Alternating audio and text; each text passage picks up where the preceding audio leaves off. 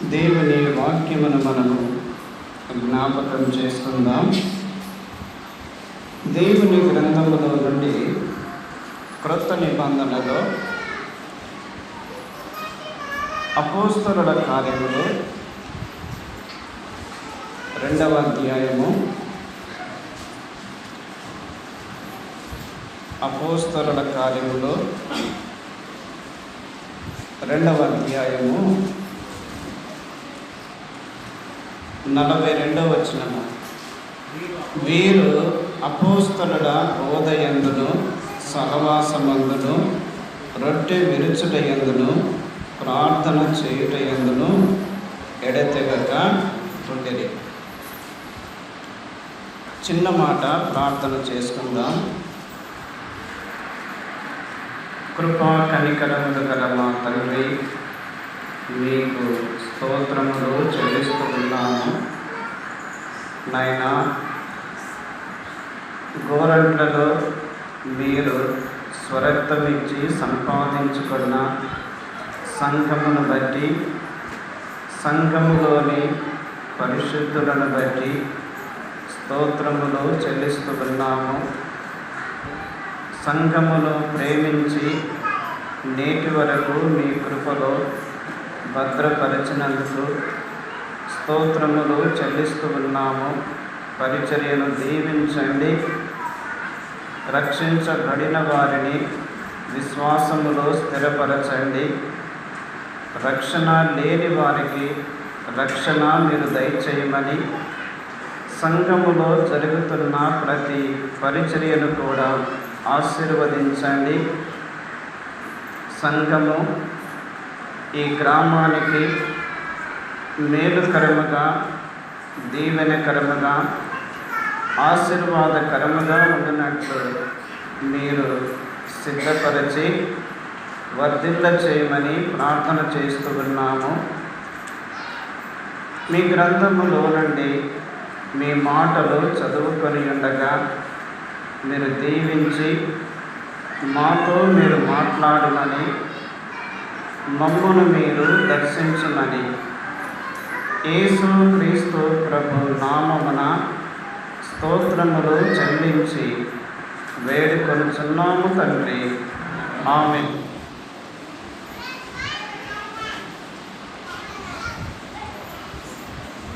అమ్మా,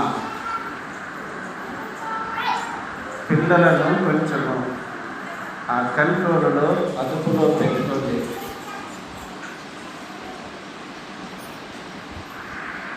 మనము ఉదయకాలము దేవుని గ్రంథములో నుండి క్రొత్త నిబంధనలో అపోస్తలుల కార్యములు 2వ అధ్యాయము 42వ వచనం మనం చదువుకున్నాము. ఈ వచనము అనేక సార్లు మనము విన్నాము, చదువుకున్నాము. పేతురు ఇక్కడ వర్తమానము ఇస్తున్నాడు. ఈ పేతురు మాటలకు విన్నవారు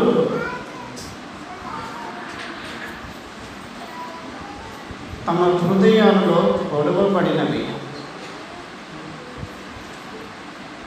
దేవుని మాటలు దేవుని దాసుడు అందిస్తూ ఉన్నప్పుడు అక్కడ విన్నవారు వారి హృదయాల్లో పొడవబడినప్పుడు వారేమన్నారు? సహోదరులారా, మేమేమి చేతుము?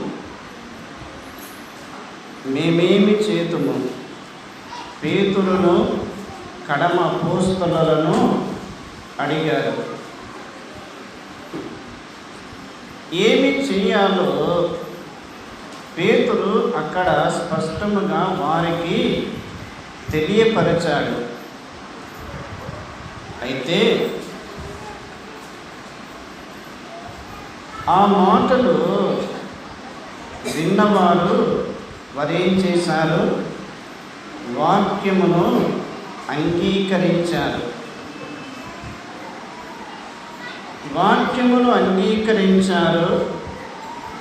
రెండవది, బాప్తీసం పొందారు. మూడవది, వారు సంఘములో చేర్చబడిరి. సంఘములో చేర్చబడక మునుపు వారు ఏం చేశారు? వాక్యమును విన్నారు.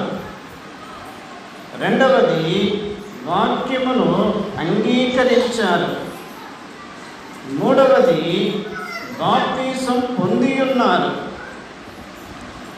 వాక్యమును విన్నవారు, వాక్యమును అంగీకరించిన వారు, బాప్తీసం పొందిన వారు, వీరు సంఘములో చేర్చబడిరి.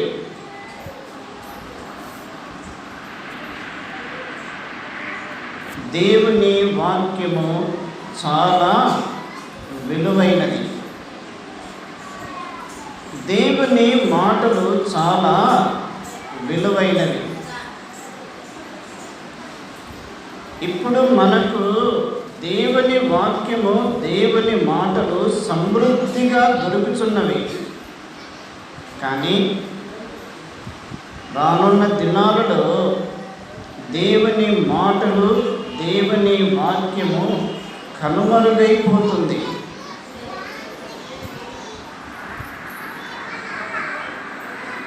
కాబట్టి దేవుని మాటలు వినాలి, దేవుని వాక్యమును అంగీకరించాలి. దేవుని వాక్యమును అంగీకరించిన వారు బాప్తీసం పొందాలి. బాప్తీసం పొందిన వారు సంఘములో చేర్చబడాలి.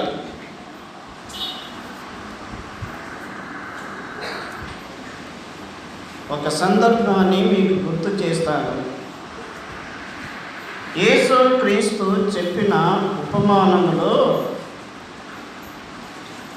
4 రకముల నేలలు గుర్తు చేశాడు కదా. ఒకటి, త్రోవ ప్రక్కన ఉన్న నేల. రెండవది, రాతి నేల. మూడవది, ముళ్ళ పొదలు కలిగి ఉన్న నేల. నాలుగవది, మంచి నేల. ఎన్ని నేలలు? 4 నేలలు. ఒకటి, త్రోవ ప్రక్కన ఉన్న నేల. రెండవది, రాతి నేల. మూడవది, ముళ్ళ పొదలు కలిగి ఉన్న నేల. నాలుగవది, మంచి నేల. ఈ త్రోవ ప్రక్కన ఉన్న నేల, ఈ రాతి నేల, ఈ ముళ్ళ పొదలు కలిగి ఉన్న ఈ నేలలు, ఈ 3 నేలల కంటే ఆఖరిగా ఉన్న మంచి నేలకు మంచి ఫలితం వచ్చింది. ఒక్కసారి లూకాసు వార్త 8వ అధ్యాయానికి రండి. లూకాసు వార్త 8వ అధ్యాయము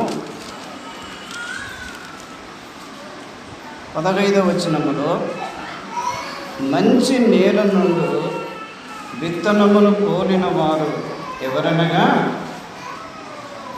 యోగ్యమైన మంచి మనసుతో వాక్యము విని దానిని అవలంబించి ఓపికతో ఫలించువారు. ఒక్కసారి మార్కు సువార్తకు రండి. మార్కు సువార్త 4వ అధ్యాయము. మార్కు సువార్త 4వ అధ్యాయము 20వ వచనము. మంచి నేలను విత్తబడిన వారు ఎవరనగా, వాక్యము విని దానిని అంగీకరించి 30దంతలుగాను 60దంతలుగాను 100ంతలుగాను ఫలించువారని చెప్పెను. వీళ్ళెవరు? మంచి నేలను పడిన విత్తనమును పోలినవారు. వీరేం చేస్తున్నారు? యోగ్యమైన మంచి మనసుతో వాక్యమును వింటున్నారు. వాక్యమును విని దానిని అవలంబించుట, వాక్యమును అంగీకరించుట, వాక్యమును చేర్చుకొనుట, వాక్యమును గైకొనుట, వాక్యమును అనుసరించుట, ఇటువంటి వారే ఓపికతో ఫలించువారు.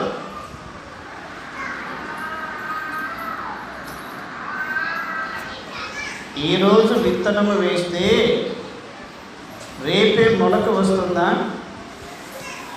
చెప్పండి, రాదుగా. ఈరోజు విత్తనము వేస్తే దాదాపు 7-8 రోజులకు చిన్న మొలక కనపడుతుంది. అది పెరిగి ఫలించడానికి మాసములు కూడా పడుతుంది. అలాగే ఆత్మీయ జీవితములో మనము ప్రభువు కొరకు ఎదగాలి అంటే, మనం ప్రభువు కొరకు ఫలించాలి అంటే, మనము సంఘమునకు, లోకానికి, సమాజానికి మనము యోగ్యమైన వారముగా, ఫలభరితముగా మనం ఉండాలి అంటే మనము చేయవలసిన పనులు: 1, వాక్యమును వినాలి, దానిని అంగీకరించాలి. అలాగ అంగీకరించిన తరువాత మనము క్రమక్రమముగా మనము ప్రభువులో ఎదుగుతాము.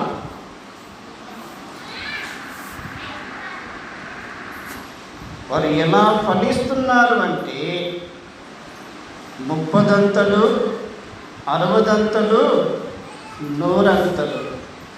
ఇది సమృద్ధికరమైన ఫలమునకు సూచనగా ఉంది.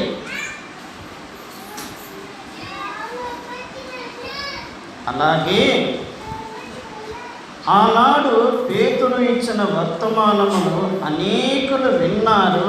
విన్న వారిలో వాక్యమును విని అంగీకరించి రక్షించబడి బాప్తీసం పొంది సంఘములో చేర్చబడిన వారు ఎడతెగక చేస్తున్న 4 పనులు.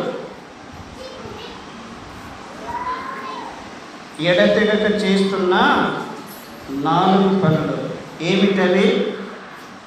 1, అపోస్తలుల బోధలో ఉన్నారు. 2, సహవాసములో ఉన్నారు. 3, రొట్టె విరుచుటలో ఉన్నారు. 4, ప్రార్థన చేయుటలో ఉన్నారు. మన ఆత్మీయ జీవితము ఎదగాలి అంటే, మన ఆత్మీయ జీవితము ఫలించాలి అంటే, మనము కూడా ఈ 4 విషయాలలో మనం క్రమముగా ఎడతెగక సంబంధము కలిగి ఉండాలి. దేనిలో? అపోస్తలుల బోధలో. అపోస్తలుల బోధలు. ఈనాడు లోకములో రకరకాల బోధలు వినబడుతున్నవి. సత్యమునకు భిన్నమైన బోధలు,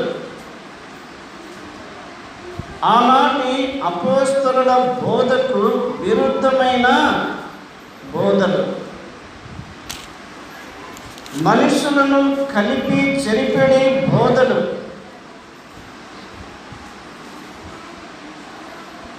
కాబట్టి మనము జాగ్రత్తగా ఉండాలి. అపోస్తలుల బోధను మనము అంగీకరించాలి.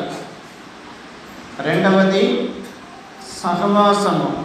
3, రొట్టె విరుచుట. రక్షించబడిన వారు, బాప్తీసం పొందినవారు, సంఘములో చేర్చబడిన వారు ప్రతి ప్రభువు దినమున దేవుని మందిరములో చేరి ఆయన బల్ల యొద్ద ఒలీవ మొక్కల వలె చేరి ప్రభువును ఆరాధించుట అది శ్రేష్టమైన భాగ్యము.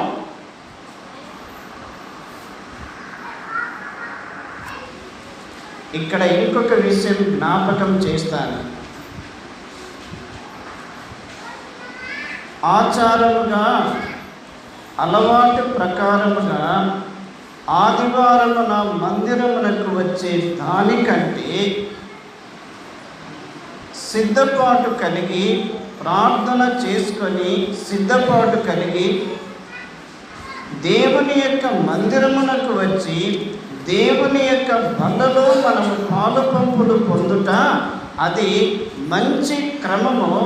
దేవునికి మహిమను తీసుకొని వచ్చే కార్యం.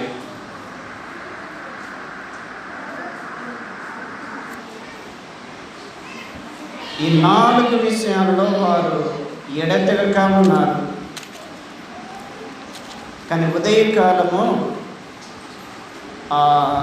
నేను రెండవ మాటను కొద్ది నిమిషాలు మీ దృష్టికి నేను తీసుకొని వస్తాను. ఏమిటి? సహవాసము.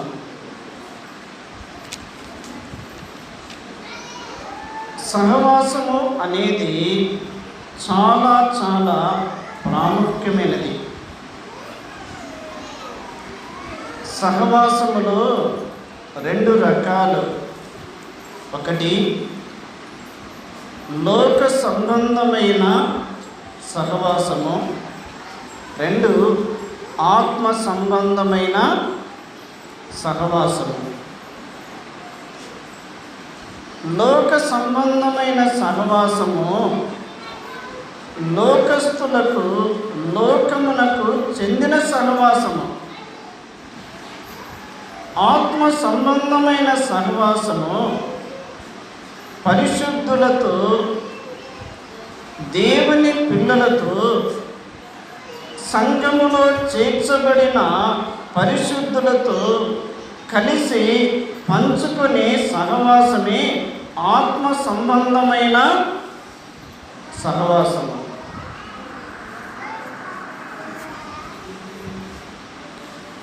ఈ సహవాసములో మనకు మాదిరి మన ప్రభువైన యేసుక్రీస్తే కదా. యేసుక్రీస్తే మనకు మంచి మాదిరి. ఎలాగంటే యేసుక్రీస్తు ప్రభు ఈ లోకమునకు రాకమునకు ఆయన ఎక్కడ ఉన్నాడు? పరలోకములో ఉన్నాడు, తండ్రి యొద్ద ఉన్నాడు. ఒకసారి సామెతల గ్రంథము 8వ అధ్యాయము, సామెతల గ్రంథము 8వ అధ్యాయము 8వ అధ్యాయము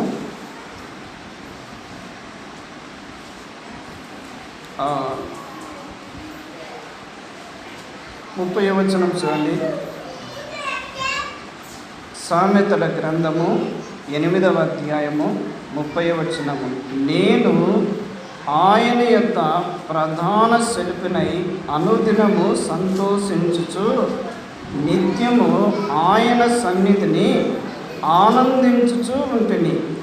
ఆయన కలుగ చేసిన పరలోకమును బట్టి సంతోషించుచు నరులను చూచి ఆనందించుచు ఉంటిని కదా. నేను ఆయన యొద్ద ప్రధాన శిల్పినై ఉంటిని, నిత్యము ఆయన సన్నిధిని ఆనందించుచు ఉంటిని. మనం ఆలోచన చేసినప్పుడు పరలోకములో ఆ స్ఫటికమును పోలిన సముద్రము ఉన్నట్టు ఉండెను. అక్కడ సింహాసనము ఉంది. సింహాసనము చుట్టూను, సింహాసనము ఎదుటను 4 జీవులు ఉన్నవి. 4 జీవులు, 24 పెద్దలు, కోట్ల కొలది దూతలు పరలోకములో వారు ప్రభువును ఆరాధిస్తూ ఉన్నారు. ఏమని? భూత, వర్తమాన, భవిష్యత్ కాలములలో సర్వాధికారియునకు దేవుడు పరిశుద్ధుడు, పరిశుద్ధుడు, పరిశుద్ధుడు అని నిత్యము కీర్తిస్తూ ఉన్నారు, ఘనపరుస్తూ ఉన్నారు, కొనియాడుతూ ఉన్నారు. ఆ తండ్రి యొద్ద కుమారుడైన యేసు క్రీస్తు ప్రభు ఆత్మరూపిగా ఉండి ఆనందిస్తూ ఉన్నాడు. కుమారుడు తండ్రి యొద్ద ఉండగా ఆ సహవాసము, ఆ మహిమ, ఆ సంతోషము, ఆ ఆరాధన, ఆ ఉన్నతమైన స్థితి, ఆ శ్రేష్టమైన భాగ్యము, వాటన్నిటిని చూచి యేసు క్రీస్తు ప్రభు ఎంతో సంతోషించుచున్నాడు. వాస్తవానికి పౌలు ఫిలిప్పీ పత్రిక 2 అధ్యాయములో ఏమని రాశాడంటే, అది విడిచిపెట్టకూడని భాగ్యము. ఏది?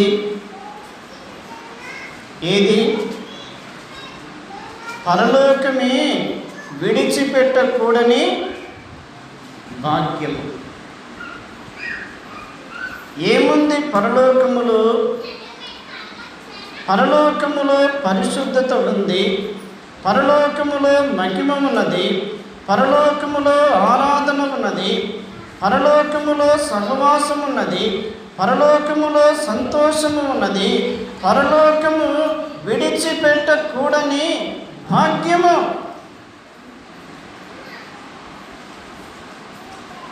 యేసు క్రీస్తు ప్రభు నిత్యము ఆయన సన్నిధిలో ఆనందించుచూ ఉన్నాడు.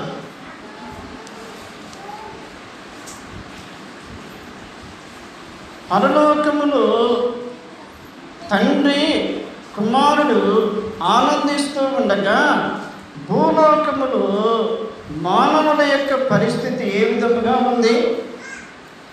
ఒక్కసారి ఆదికాండము 6వ అధ్యాయము, ఆదికాండము 6వ అధ్యాయము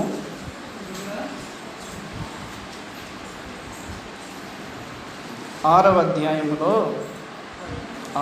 5వ వచనములో, నరుల చెడుతనము భూమి మీద గొప్పదనియు, వారి హృదయం యొక్క తలంపులలోని ఊక అంతయు ఎల్లప్పుడూ కేవలము చెడ్డదనియు యెహోవా చూచి, తాను భూమి మీద నరులను చేసినందుకు సంతాపము నుండి తన హృదయములో నొచ్చుకొనెను. 12వ వచనము, దేవుడు భూలోకమును చూచినప్పుడు అది చెడిపోయి ఉండెను, భూమి మీద సమస్త శరీరులు తమ మార్గమును చెరిపివేసుకొని ఉండేది. పరలోకములో తండ్రి కుమారుడు ఆనందిస్తూ ఉన్నారు, శ్రేష్టమైన సహవాసమును కలిగి ఉన్నారు. మహిమలో ఉండగా తండ్రి భూలోకమును తొంగి చూసినప్పుడు మానవుల యొక్క పరిస్థితి ఏ విధముగా ఉంది అంటే, ప్రతి మనుష్యుడు కూడా చెడిపోయి ఉన్నాడు. హృదయము చెడిపోయి ఉన్నది, తలంపులు చెడిపోయి ఉన్నవి, ఆ ప్రవర్తన చెడిపోయి ఉన్నది, క్రియలు చెడిపోయి ఉన్నవి, మానవుడు చెడిపోయి ఉన్నాడు.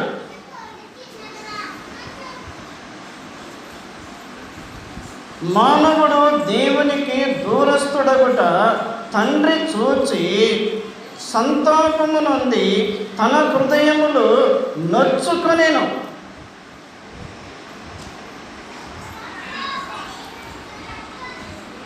ఒక మంచి కుమారుడు చెడిపోతే, భ్రష్టుడైతే ఏ తండ్రికైనా ఏం మిగులుతుంది? ఏం మిగులుతుందమ్మా? దుఃఖమే మిగులుతుంది, బాధయే మిగులుతుంది, వేదనయే మిగులుతుంది. అలాగే తండ్రి కూడా భూలోకమును చూచినప్పుడు, నా చేత నిర్మించబడిన నరులు, నా పిల్లలు, వారు చెడిపోయి ఉన్నారు, వారు భ్రష్టులై ఉన్నారు, వారు తమ మార్గమును చెరిపేసుకున్నారు, వారు బలత్కారులైపోయారు.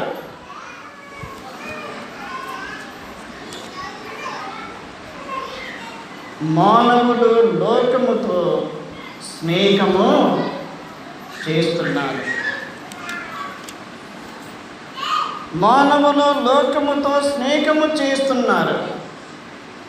వారు చెడిపోయి ఉండగా, చెడిపోయిన ప్రతి మానవుడు కూడా ఈ లోకమును విడిస్తే వారు నిత్య నరకాగ్నికే వెళతారు.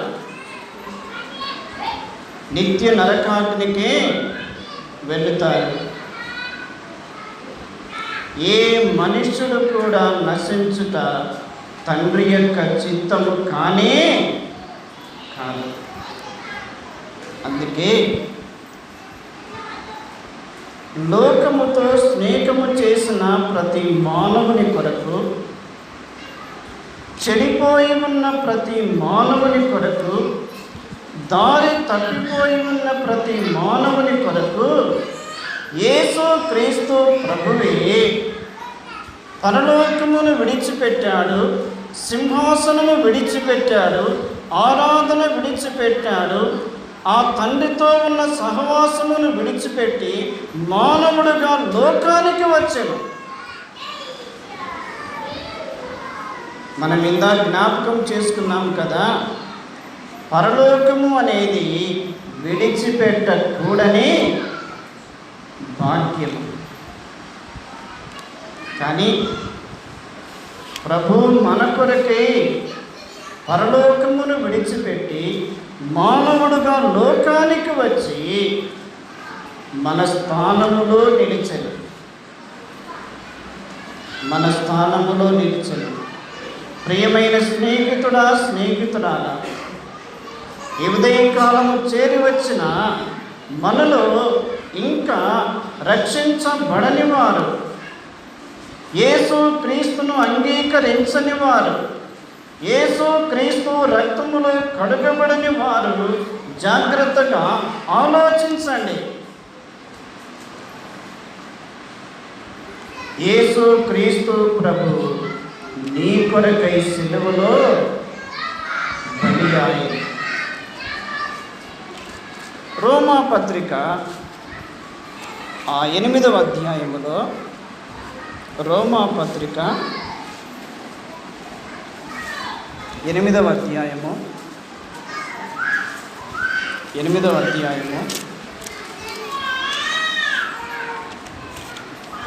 3-4 వచనాలలో, శరీరమును అనుసరింపక ఆత్మను అనుసరించి నడుచుకొని మనయందు ధర్మశాస్త్ర సంబంధమైన నీతి విధి నెరవేర్చబడవలనని పాప పరిహారము నిమిత్తము దేవుడు తన సొంత కుమారుని పాప శరీరాకారముతో పంపి ఆయన శరీరమందు పాపమునకు శిక్ష విధించెను. అమ్మా వినాలి. యేసు క్రీస్తు ప్రభు మానవుడుగా లోకానికి పంపబడినప్పుడు ఆయనకు ఒక శరీరము అమర్చబడెను. ఎందుకంటే రక్తము చిందించబడాలి అంటే శరీరము అవసరము. యేసుక్రీస్తు మానవుడుగా లోకానికి పంపబడెను. ఆయన శరీరమును ధరించెను. పాప శరీర ఆకారముతో లోకములోనికి పంపబడెను. ఆయన శరీరమందు మన పాపములకు రావలసిన శిక్షను ఆయన తన శరీరమందు భరించెను.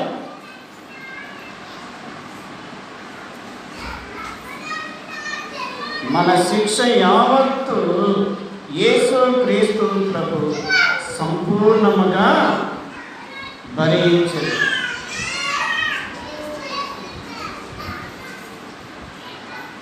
ఆయన శరీరము దున్నబడెను, గాయపరచబడెను, మెత్తన చేయబడెను. ఆయన తన్ను తానే సంపూర్ణముగా సజీవ యాగముగా బలిగా కలువరి శిలువలో అర్పించుకొనెను.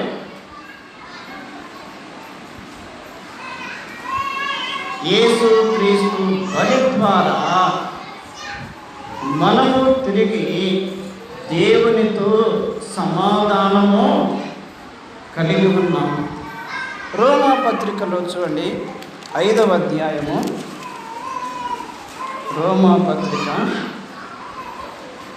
5వ అధ్యాయము 1వ వచనములో, కాబట్టి విశ్వాస మూలమున మనము నీతిమంతులముగా తీర్చబడి మన ప్రభు అయిన యేసుక్రీస్తు ద్వారా దేవునితో సమాధానము కలిగి ఉన్నాము. ఒకప్పుడు లోకముతో స్నేహము చేసిన వారము, ఒకప్పుడు లోకముతో సహవాసము చేసిన వారము, ఒకప్పుడు చీకటిలో మనము నడుచుకున్న వారము. కానీ యేసుక్రీస్తు ద్వారా మనకు ఆ పరలోకమందున్న తండ్రితో సమాధానం ఏర్పడింది, సహవాసము కూడా దొరికింది.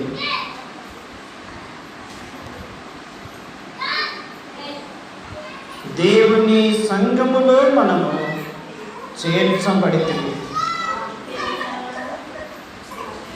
దేవుని సంఘములో మనము చేర్చబడితే, దేవుని సంఘములో చేర్చబడి ఉన్న మనకు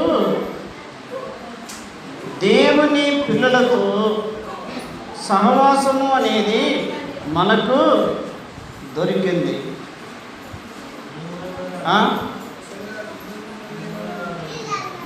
ఈ సహవాసమును మనం ఏం చేసుకోవాలా? కాపాడుకోవాలి. ఈ సహవాసమును బద్దలు చేయడానికి, ఈ సహవాసమును భంగము చేయడానికి, ఈ సహవాసములో నుండి మనలను వేరు చేయడానికి, ఈ సహవాసము నుండి మనలను దూరము చేయడానికి అపవాది, వాని అనుచరులు, వాని స్నేహితులు, లోకము, శరీరము, ప్రకృతి వారు పోరాడుతూనే ఉన్నారు కదా. పేతురు తన పత్రికలో వ్రాస్తూ, అపవాది గర్జించు సింహము వలె ఎవరిని మృంగుతున్నా అని వెతుకుతూ తిరుగుతూ ఉన్నాడు. నీ యొద్ద వాక్యము ఉన్నదా? వాక్యమనే సహవాసము నుండి దూరము చేయడానికి. నీ యొద్ద ప్రార్థన ఉన్నదా? ప్రార్థన అనే సహవాసము నుండి దూరము చేయడానికి. నీ యొద్ద దేవుని స్తుతించే ఆ మనస్సు ఉన్నదా? ఆ సహవాసము నుండి దూరము చేయడానికి. నీ యొక్క దేవుని సంఘములో పరిచర్య చేసి మనసు ఉందా? ఆ మనసు నుండి, ఆ సహవాసము నుండి నిన్ను దూరము చేయడానికి సాతానుడు ఏం చేస్తున్నాడు? వెతుకుచూ తిరుగుతూ ఉన్నాడు. ఒక మాట మనం జ్ఞాపకం చేసుకుందాం. అపోస్తలుడైన పౌలు ఎఫెసీయులకు రాసిన పత్రిక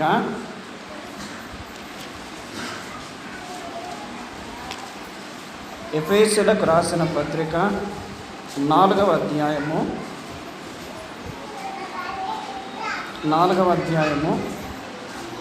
18వ వచనములో, వారైతే అంధకారమైన మనస్సు గలవారై తమ హృదయ కాఠిన్యము వలన తమలోనున్న అజ్ఞానము చేత దేవుని వలన కలుగు జీవములో నుండి వేరుపరచబడిన వారై తమ మనస్సునకు కలిగిన వ్యర్థతను అనుసరించి నడుచుకొనుచున్నారు. దేవుని వలన కలుగు జీవములో నుండి వేరగుట.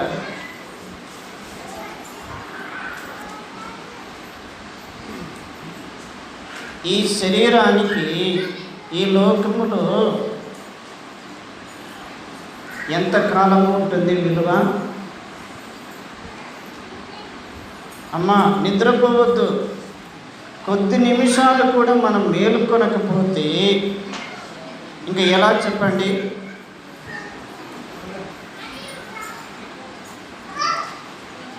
ఈ శరీరానికి ఎంత కాలము విలువ ఉంటుంది అంటే, ఈ శరీరములో అంతరంగములో జీవము ఉన్నంత కాలము ఈ శరీరానికి ఏముంటుంది? విలువ ఉంటుంది కదా. శరీరమును చూచి గౌరవించేవారు ఉన్నారు, జ్ఞానమును చూచి గౌరవించేవారు ఉన్నారు, డబ్బును చూచి గౌరవించేవారు ఉన్నారు, పేరును చూచి గౌరవించేవారు ఉన్నారు. ఈ డబ్బు కానీ, ఈ పేరు కానీ, ఈ శరీరము కానీ, ఇవన్నీ కూడా నీలో ఉన్న జీవమును బట్టి నీకు ఆ గౌరవము, ఆ ఘనత. అలాగే దేవునిలో నుండి నీవు కనుక వేరైతే నీకు సమాజంలో విలువ అనేది ఉండదు.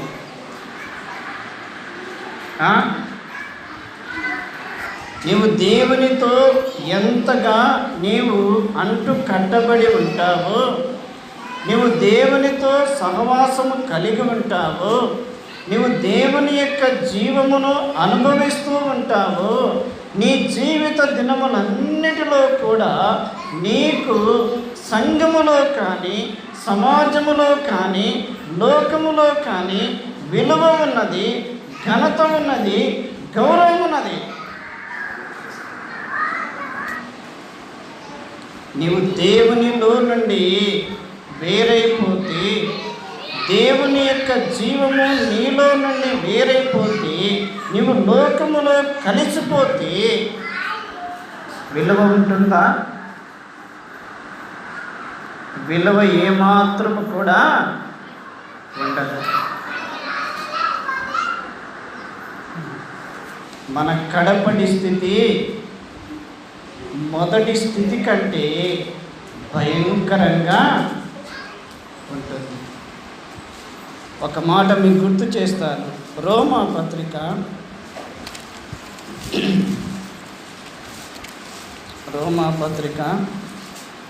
1వ అధ్యాయము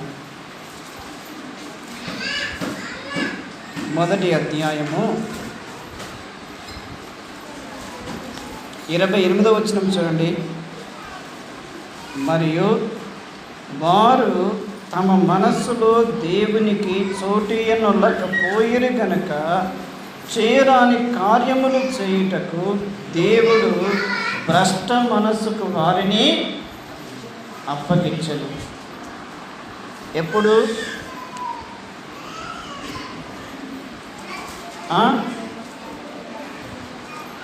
తమ మనస్సులో దేవునికి చోటియనొల్లకపోయిరి. ప్రభు అంటున్నాడు, అమ్మా నా మాటలు వినండి, నా మాటలు మీరు భద్రము చేసుకొనండి, నా మాటలు మీరు అంగీకరించండి, నా మాటలు మీరు గట్టిగా పట్టుకొనండి. నా మాటలు మీరు వింటే, నా మాటలు మీరు అంగీకరిస్తే, నా మాటలు మీరు గట్టిగా పట్టుకుంటే మీకు జీవము ఉన్నది, మీకు క్షేమము ఉన్నది, మీకు మేలు ఉన్నది, మీరు ఘనపరచబడతారు.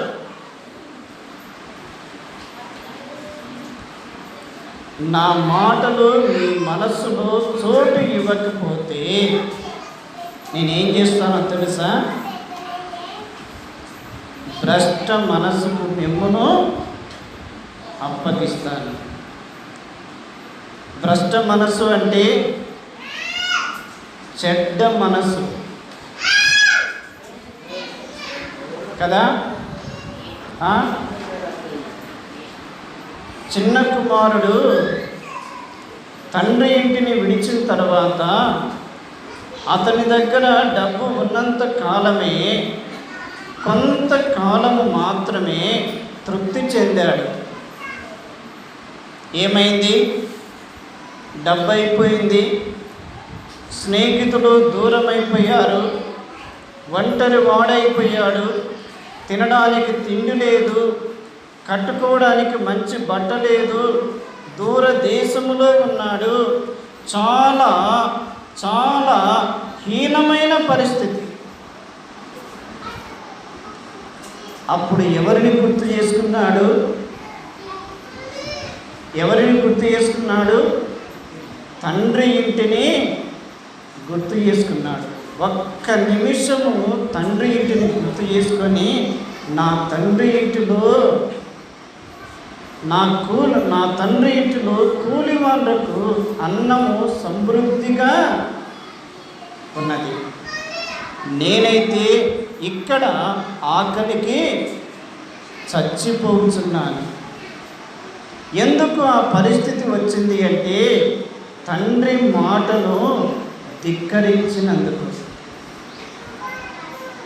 తండ్రి మాటను తృణీకరించి స్నేహితుల మాట విన్నందుకు తన జీవితంలో హీనమైన స్థితిలోనికి వచ్చాడు. జాగ్రత్త ప్రియులారా, ఒక మాట నేను చదివి నేను ముగిస్తాను. యోబు గ్రంథము 22వ అధ్యాయము 21వ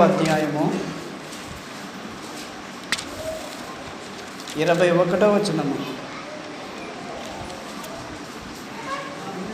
ఆయనతో సహవాసము చేసిన ఎడల నీకు సమాధానము కలుగును, అలాగున నీకు మేలు కలుగును. ఎవరితో సహవాసము? ప్రభువుతో సహవాసము.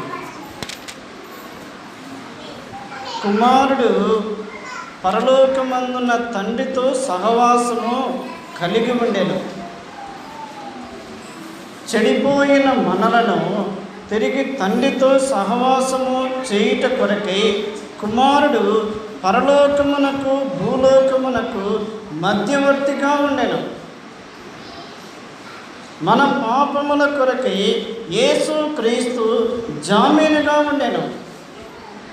యేసు క్రీస్తు ద్వారా మనకు దేవునితో సమాధానము ఏర్పడింది, దేవునితో సహవాసము ఏర్పడింది. ఆ సహవాసమును అనుభవిస్తూ ఉండగా ఆ సహవాసమును దొంగిలించడానికి సాతానుడు వెతుకుచూ తిరుగుచూ ఉన్నాడు. అమ్మా, గుర్తు పెట్టుకోండి, దేవునితో నీకు సహవాసము ఉంటే నీ జీవితము, నీ కుటుంబము మేలుకరముగా ఉంటుంది.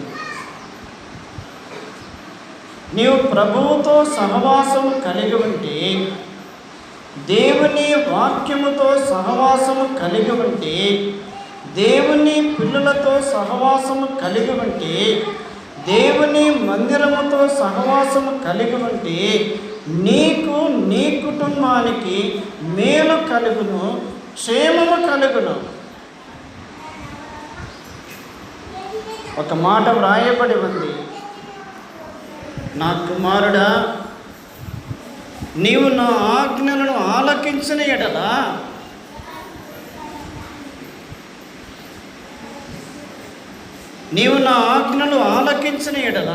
నీ క్షేమము నది వలె ఉంటుంది. నీ క్షేమము నది వలె ఉంటుంది. నీ నీతి సముద్ర తరంగముల వలె ఉంటుంది. నీవు ఎప్పుడును ఉబుకుచుండు ఊట వలె ఉంటావు. ఊట యొద్ద ఫలించడి కొమ్మకు ఎలాగుంటుంది?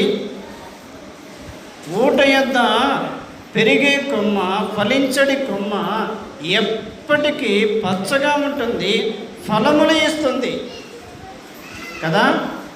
ఏ కాలములో కూడా ఆ చెట్టు చింతపడదు. కారణం, ఎక్కడ నాటబడింది? ఊట యొద్ద నాటబడినది. నీవు కూడా ప్రభు సన్నిధిని కోరుకునుము, ప్రభు మాటల మీద దృష్టి పెట్టుము, ప్రభువుతో సహవాసము చేయుము. ప్రభువు నిన్ను దీవిస్తాడు. దేవుడు ఈ తలంపులు మన వినికిడిలో దీవించునుగాక. ప్రార్థన చేసుకుందాం.